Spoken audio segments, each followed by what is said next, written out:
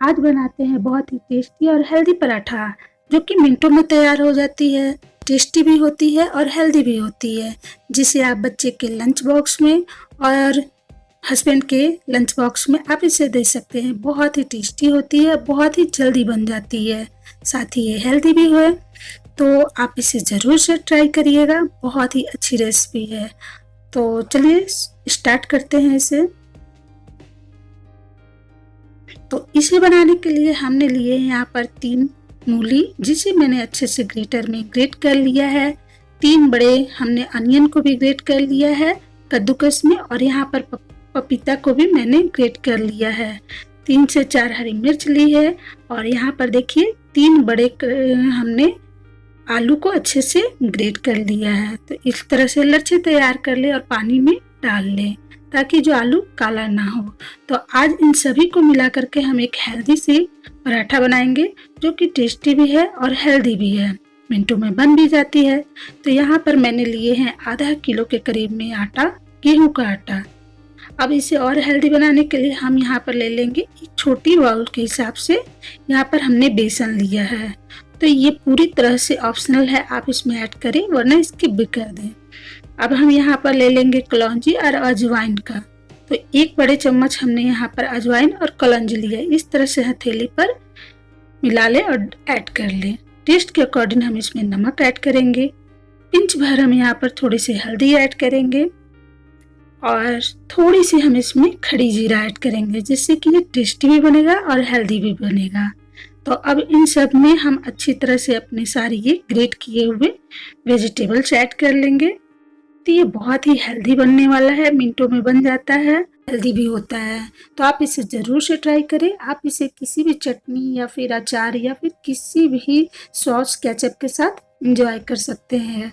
तो हमने इसमें सारे वेजिटेबल ऐड कर लिए हैं। अब हम यहाँ पर अपने जो लच्छे, आलू के लच्छे तैयार किए थे, ग्रेट किए हुए थे, उसको भी ऐड कर लेंगे।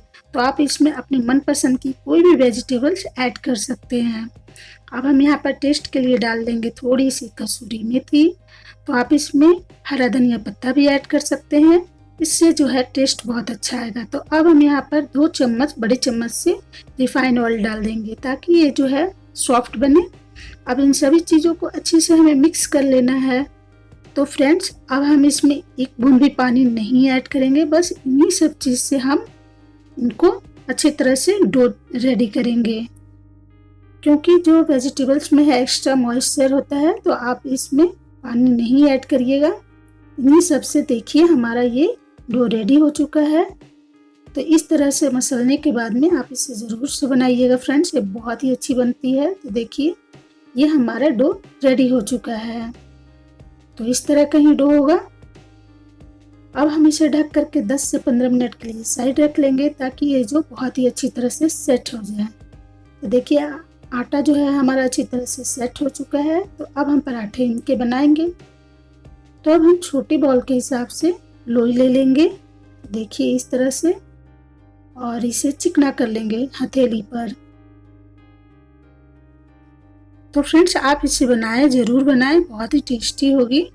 तो अब हम थोड़ा सा अपने चकले पर हम सूखा आटा स्प्रेड करेंगे, और इस पर इसको अच्छी तरह से लोई को हम मिला लेंगे। मिलाने के बाद में इसे अच्छी तरह से हम बेल लेंगे। तो फ्रेंड्स, पराठे आप अपने हिसाब से पतले मोटे रख सकते हैं, पर थोड़े से मोटे पराठे ही अच्छे लगते हैं। इस तरह के वेजिटेबल्स पराठे अगर बनाएं तो आप थोड़े से मोटे ही रखें। तो देखिए हमें ज़्यादा पतला नहीं करना है, तो इस तरह से घुमा घुमा करके हमको इसको रेडी कर लेना है पराठे को। तो आप देखिए कितना इस तरह का ही थिकनेस होना चाहिए। तो चलिए अब इसे सेक लेते हैं। तो तावा हमारा लो फ्लेम पर गर्म हो चुका है। अब हम इन पर अपने पराठे सेक लेंगे। तो थोड़ी थोड़ी देरी में हम इन्हें पलटते रहेंगे।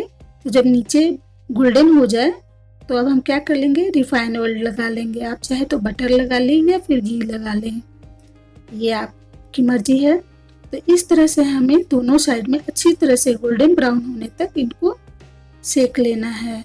तो ये बहुत ही टेस्टी है, हेल्दी भी है, और फ्रेंड्स बच्चों को भी पसंद आएगी, आपकी फैमिली को भी बहुत पसंद आने वाली है। ये मिनटों में बन भी जाती है। तो देखिए हमारा पराठा कितना अच्छा तरह से गोल्डन हो चुका है।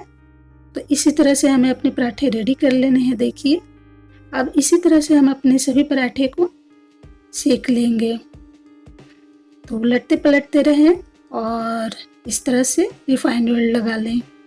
धीमी आंच पर ही करें वरना वेजिटेबल्स जो है पकेंगे नहीं, इसमें जो हमने वेजिटेबल्स ऐड किए हैं। तो धीमी आंच पर ही हमें सारे पराठे को रेडी कर लेना है। तो देखिए इसी तरह से सारे पराठे आप रेडी कर लें और बस आप इंजॉय करिए किसी भी चटनी के साथ। तो मैंने यहाँ पर मूंगफली और चने दाल की चटनी और टमाटो केचप के साथ सर्व किया है। आई होप आपको हमारी ये रेसिपी अच्छी लगी होगी।